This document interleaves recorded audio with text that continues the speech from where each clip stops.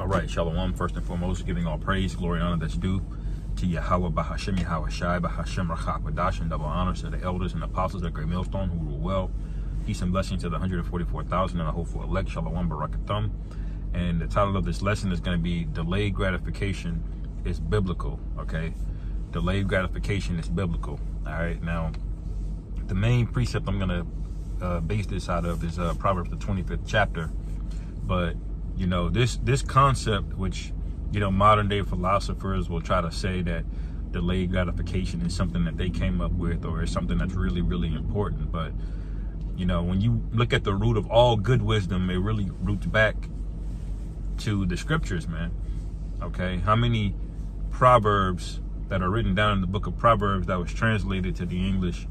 All right, how much of those are just the variation of many other wise sayings, you know, that came later, or people claim that they have a wise saying, but when you really look back at it, the scriptures already had this down pat, man. All right, now what is delayed gratification? And to pull that up,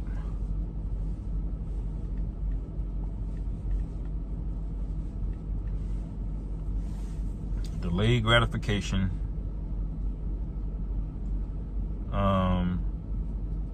let me see here.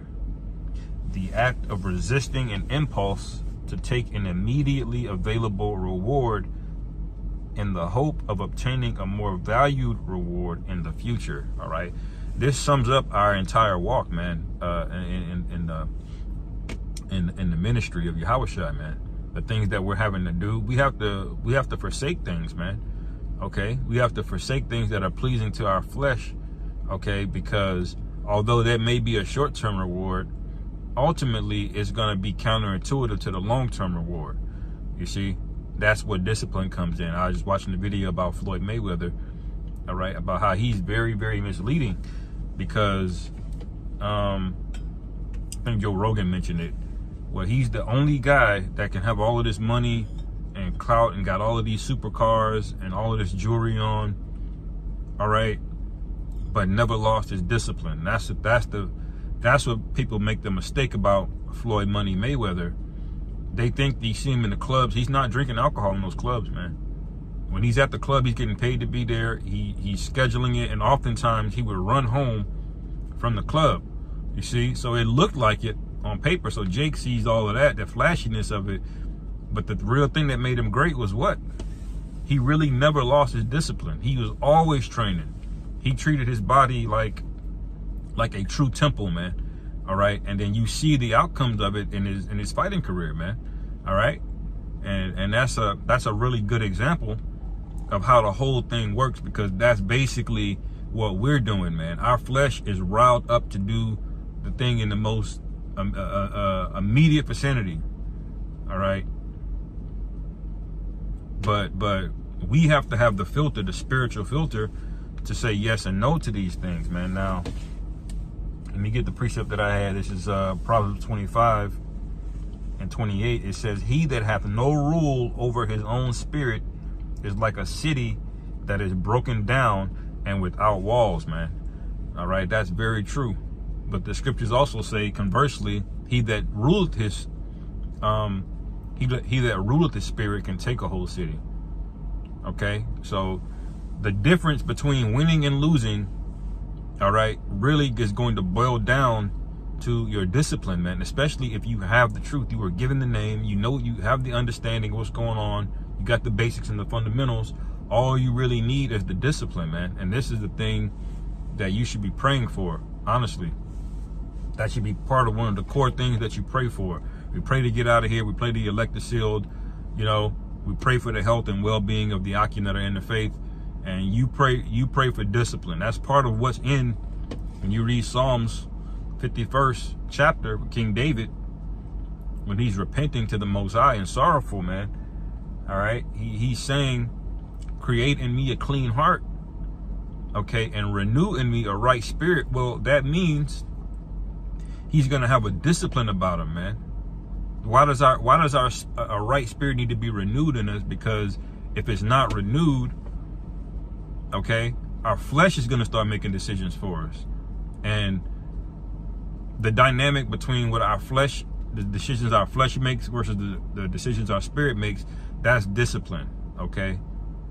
And we all need discipline, okay? In the kingdom, when we get those bodies, man, it's not even going to be a need for it, because the thing that we want to do will be righteous. There's not going to be this enmity between our flesh and our spirit, all right? We're going to be dominant. We're going to be the dominant rulers on the planet Earth, man, all right? Righteousness is going to reign, man, you know?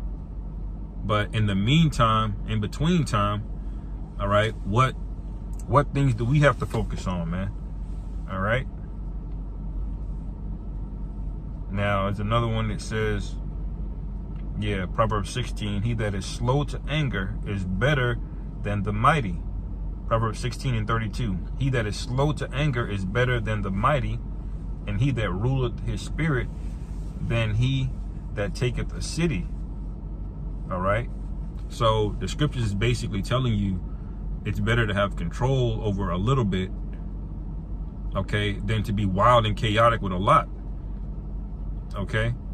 There's a balance to things, you know. The scriptures also say, in patience possess ye your souls.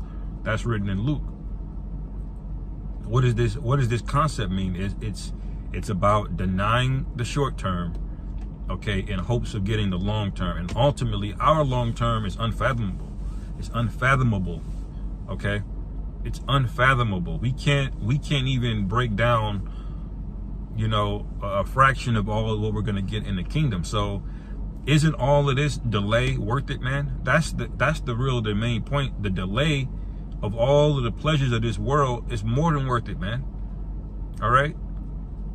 We got to get the demons off of us that feel the need to satisfy our flesh every so often, man. Maybe you need to stop eating certain sweets, man. Maybe you need to give up alcohol for a little bit, okay? Just to get your spirit tuned in. Maybe you need to go on a fast, okay? Maybe you need to get in the scriptures and read more, man. You know, this thing is maintenance, man. All right, we have to remember we're building blocks and stones of a temple. All right, and it's a requirement for us to have our integrity, man. You can't have rocks with a crack in it and it's about to give way. And that's gonna put pressure on a bunch of other rocks. All right. Now the rock next to it may have more than enough integrity in it to not crack as well, but what if the other rock next to it doesn't, man? You see? So everybody needs to have as a man, you know, you need to have discipline. Okay? And this is why I say delayed gratification is biblical, because you see this all throughout the scriptures, man. Follow not a multitude to do evil. What does that mean? I mean, it's easy to follow a multitude. When you just go with the crowd, nobody's going to scoff at you. Nobody's going, you know, make you a proverb or a byword because you're going along with the flow. It's much harder to not follow the multitude. Okay? But when you deny that, you go the straight path. That's another one. Go into ye in at the straight gate. What does that mean, man? Take the more difficult path. Don't take the most pleasurable and easy one, man. All right? Why? Because it's a delayed gratification. Now, when you go to second, as a matter of fact, I'm going to go to second Esdras to end this off. All right? I believe it's the second chapter, because that's a beautiful point. I'm just thinking of it now. Okay? Of the delay, man. All right, this is second Esdras chapter 7 verse 1. And when I had made an end of speaking these words, there was sent unto me an angel, the angel which had been sent unto me the nights before. Speaking about the angel Uriel. All right, and he said unto me, up, Esdras, and hear the words that I come to tell thee. And I said, speak on my power.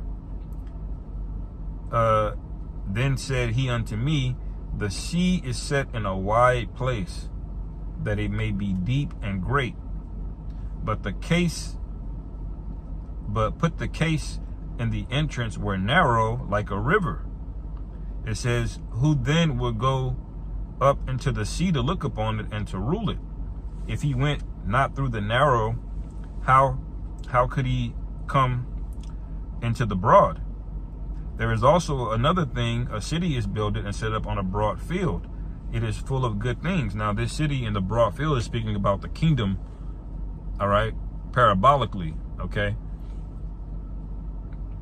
And it says,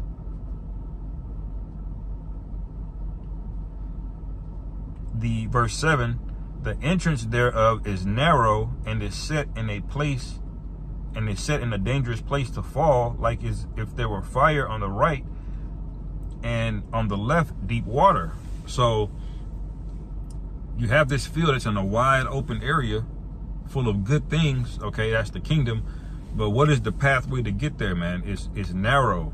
There's water on this side, there's fire on this side. In order for you to navigate it, what does it require, man? Discipline, okay? It requires balance, okay? You need the discipline to move forward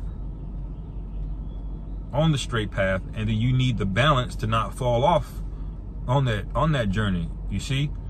So these are the requirements for the kingdom of heaven, man. You know, breaking it down in a more simple way, you know? And it applies to everything, man. Our diet, you know, our exercise routine, you know, our studying, all right? Our discipline when it comes to women and indulging things. Maybe you play too many video games, whatever the case may be. We have areas in our life of improvement, and this is why the scriptures say, examine yourself, all right? Because that's a very, very important thing. But notice, before you get to the broad field, what has to happen? All right, you have to go through the straight and narrow, man, and that's the point, man. So I'll end it there, man. Lord willing, this was edifying. Call halal Yahweh Ba'Hashem Yahweh Shai Ba'Hashem Rachak Shalom. Come Yashra.